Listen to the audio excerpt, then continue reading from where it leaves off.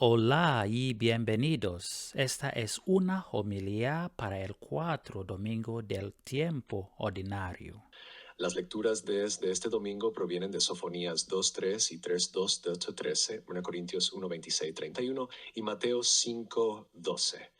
La homilía de hoy se titula Bienaventurados más allá de las circunstancias. Cuatro temas principales que se destacan en esta homilía son: 1. Como Moisés en el monte Sinaí, Jesús, el nuevo Moisés, se sienta en el monte y enseña al nuevo pueblo de Dios, ofreciendo actitudes que conducen a una vida verdaderamente plena. 2. Bienaventurado significa más que feliz, porque Macarios describe una bienaventuranza arraigada en Dios, firme más allá del confort, la suerte o el éxito. 3. Las bienaventuranzas nos guían fuera de la desesperanza al formar el corazón en humildad, la misericordia y la confianza. 4. Ser pobre de espíritu es vaciarse voluntariamente del orgullo y la autosuficiencia para recibir la abundancia del Señor. Queridos hermanos y hermanas, en un mundo que mide el éxito por el poder, la riqueza y el reconocimiento, las lecturas nos presentan un camino contrario, la confianza y la dependencia de Dios. La primera lectura es del profeta Sofonías, uno de los 12 profetas menores. Profetizó en Jerusalén durante el reinado del rey Josías, algunos años antes del profeta Jeremías. A pesar de las grandes reformas religiosas bajo Josías, la situación espiritual de Israel era deplorable. Las clases dirigentes llevaban una vida inmoral y se sentían seguras en su riqueza y su poder. Sofonías anunció el día del Señor, un tiempo de juicio para Jerusalén y sus líderes a causa de sus crímenes. Pero también enseñó a los humildes, a los pobres, cómo podrían ser protegidos cuando ese día llegara. Busquen al Señor, todos los humildes de la tierra, los que cumplen sus mandamientos. Busquen la justicia, busquen la humildad. Quizá así quedarán a cubierto el día de la ira del Señor. Esta invitación nos muestra que el deseo de Dios no es destruir, sino salvar a quienes lo buscan y cumplen su voluntad. Esta es la imagen que el Evangelio nos invita a seguir, confiar y depender de Dios. El Evangelio de hoy nos presenta las bienaventuranzas. Mateo estructura las principales enseñanzas de Jesús en 5 grandes bloques llamados discursos. El primero es el Sermón del Monte, capítulos 5-7. Los otros incluyen el discurso misionero, el discurso en parábolas, el discurso sobre la vida de la iglesia y el discurso sobre el fin de los tiempos. Mateo señala el final de cada uno con una frase repetida, como cuando Jesús terminó de decir estas cosas antes de pasar a la siguiente etapa del relato. Muchos estudiosos ven en estos 5 discursos un eco de los 5 libros de Moisés, la Torá. Y así como la Torá formó a Israel, estos discursos forman a la iglesia, dan forma a nuestra identidad y a nuestra misión. El Evangelio de hoy nos sitúa al inicio del Sermón del Monte. Queridos hermanos y hermanas, mientras siguen esta homilía, los invito a verse a ustedes mismos entre la multitud en aquella montaña. Cada uno trae sus propias cargas, preocupaciones y batallas no resueltas. Algunos cargan presiones en casa, estrés en el trabajo, problemas de salud, incertidumbre económica o un dolor que nadie más ve. Y en medio de esa vida real, en su situación concreta, Jesús se sienta y comienza a enseñar. Y entonces, de una manera impactante, Jesús dice, en esencia, sea cual sea tu situación o tus preocupaciones, es posible que no seas dominado por ellas. Algo sorprendente, incluso desconcertante. Y la palabra que usa es bienaventurados. Antes de hablar de exigencias o mandamientos como Moisés en el Sinaí, Jesús les dice qué tipo de vida es posible y cómo encontrarla a través de 9 principios espirituales. Cristo no pide nada sin antes ofrecerlo. La palabra que Mateo usa para bienaventurados es el término griego makarios, y es mucho más profunda que feliz, que depende de las circunstancias. En la literatura griega más antigua, autores como Homero y Hesíodo, en los siglos X y VII, usaban macarios para describir la condición de los dioses.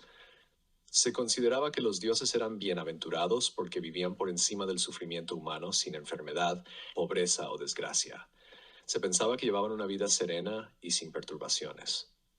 Más tarde, Macario se usó para referirse a los ricos, cuyos recursos parecían protegerlos de las preocupaciones diarias de la gente común. En ambos casos, Macario señalaba una vida que parecía aislada del miedo y de las preocupaciones normales. Pero cuando las escrituras hebreas se tradujeron al griego, Macario se usó para traducir la palabra hebrea ashrei, con el sentido de felicitación o elogio, como en el Salmo 1:1, bienaventurado el que camina según la ley del Señor.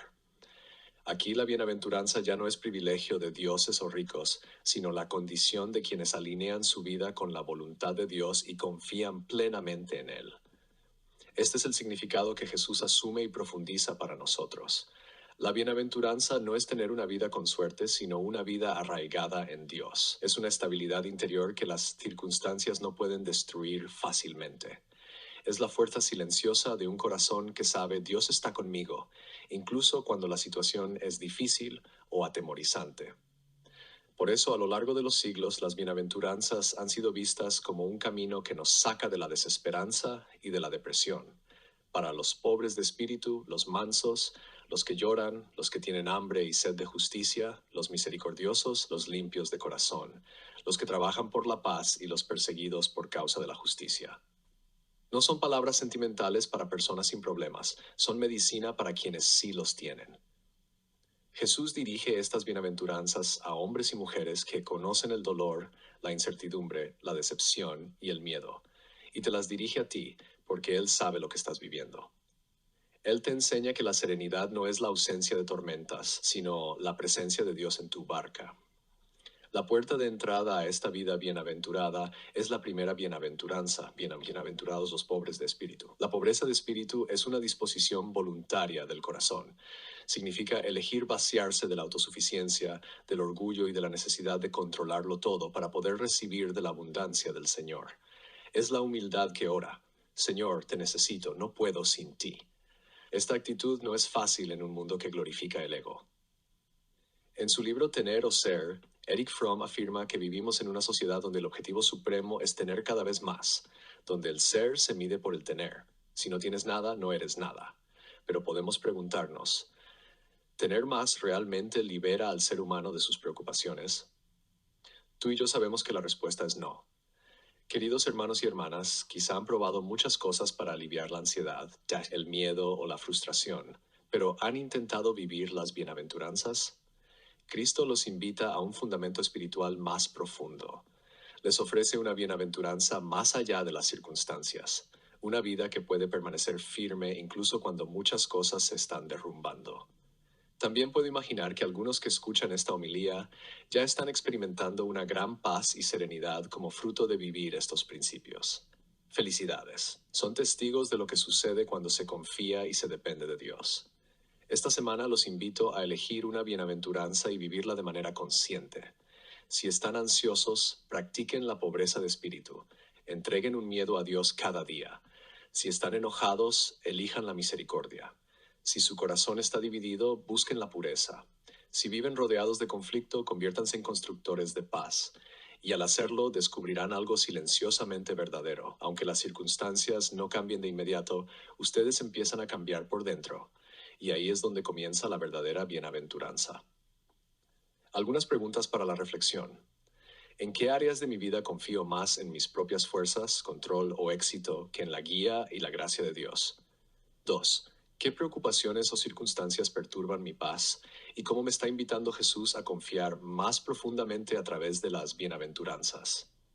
3. ¿Qué bienaventuranza habla más directamente a mi situación actual y qué paso concreto puedo dar para vivirla esta semana? 4. ¿De qué manera puedo ser pobre de espíritu, soltando el orgullo o la autosuficiencia para que Dios actúe más libremente en mí? Una oración que puedes hacer tuya: Señor Jesús, vengo a ti con todo lo que cargo, mis preocupaciones, mis miedos y aquello que me abruma. Enséñame a ser pobre de espíritu, a soltar el orgullo y la necesidad de control y a confiar en que tú me sostienes. Forma mi corazón con las bienaventuranzas y concédeme una bienaventuranza que no dependa de las circunstancias. Manténme firme en tu paz. Amén.